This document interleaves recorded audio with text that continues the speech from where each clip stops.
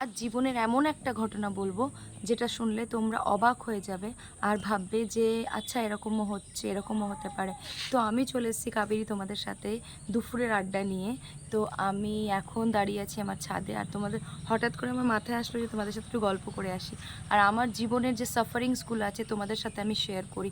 তো আমার জীবনে একটা সাফারিং এটাও ছিল যে কবছর আগের কথা বলছি, যখন আমি আমার বিয়ের পর আমি কনসিভ করতে পারছিলাম না। আমার শারীরিক কিছু প্রবলেম ছিল, পিসিওডিসের প্রবলেম ছিল, আরও বিভিন্ন সমস্যা ছিল। তো আমি সত্যি দিনের পর দিন হতাশ হয়ে যাচ্ছিলাম। আমি ডিপ্রেসড হয়ে যাচ্ছিলাম লাইফে। আমার কারোর সাথে কথা বলতে ভালো লাগতো না। আর তারপরে আমি কনসিভ করলাম, অনেক ডাক্তার দেখিয়ে কনসিভ করলাম, কিন্তু কনসিভ করার পরেও আমার সেই বাচ্চাটা থাকলো না, মিসক্যারেজ হয়ে গেল। তো তখন যে মনের কি পরিস্থিতি হয়, যে মা তার সন্তানকে হারিয়েছে সে ছাড়া এই ব্যথাটা কেউ বুঝতে পারবে না। তো আমার রাতের পর রাত ঘুম হতো না। আমি যদিও বা ওকে দেখিনি, কিন্তু আমার এটা হয়েছিল 6 মান্থসে। তো আমার যে কি কষ্ট হতো, আমি রাতের পর রাত ঘুমাতে পারতাম না, আমি জেগে জেগে কাটাতাম। আমি বলে বোঝাতে পারতাম না যে আমার কি কষ্ট আর কি দুঃখ।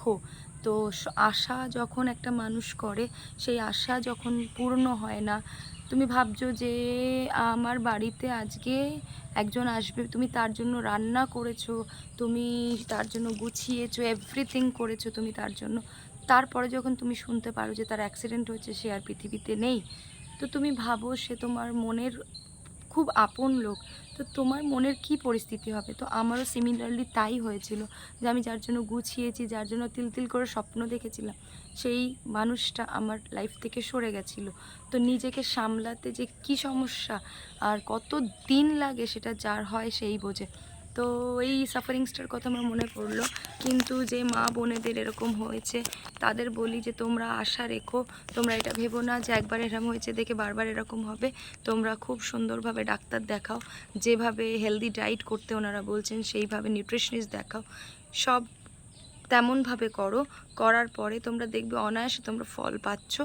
আর ঈশ্বর তোমাদের কোল আবার আলো করে দিয়েছে। আশা করি যে কেউই তোমরা সাফারার হবে না।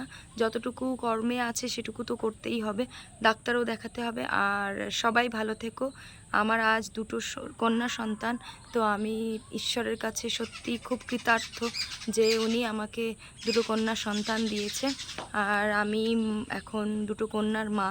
তো ওই দিনগুলো আমার যখন মনে পড়ে, আমি তখন ভাবি যে আমি হতাশ হইনি দেখেই হয়তো আমি মনের লড়াই থেকে লড়তে পেরেছি। আর যদি আমি হতাশ হয়ে পড়তাম, আমি ডিপ্রেসড হয়ে যেতাম, তাহলে হয়তো আমার আরও 5টা রোগ ধরে ফেলতো, সেই ক্ষেত্রে আমি লড়তে পারতাম না। তো ব্যাস এইটাই বলবো যে জীবনে কোনো দিন হতাশ হইও না, জীবনে কোনো দিন এটা ভেবো না যে এটা আমার দ্বারা হবে না, বা এটা আমার লাইফ থেকে সরে গেছে, এটা পসিবল না। কখনো ভেবো না। মাইন্ড থেকে যখন তোমরা লড়তে পারবে, বুকের জোর নিয়ে যখন তোমরা লড়তে পারবে, তখন দেখবে সব মুশকিল, সব ইম্পসিবল জিনিসও কিন্তু পসিবল হয়ে উঠছে। এটা শুধু জ্ঞান নয়, এটা ইমপ্লিমেন্ট করারও প্রয়োজন লাইফে। আমি নিজেও করি, আর তোমাদের বলবো যে তোমরাও করো।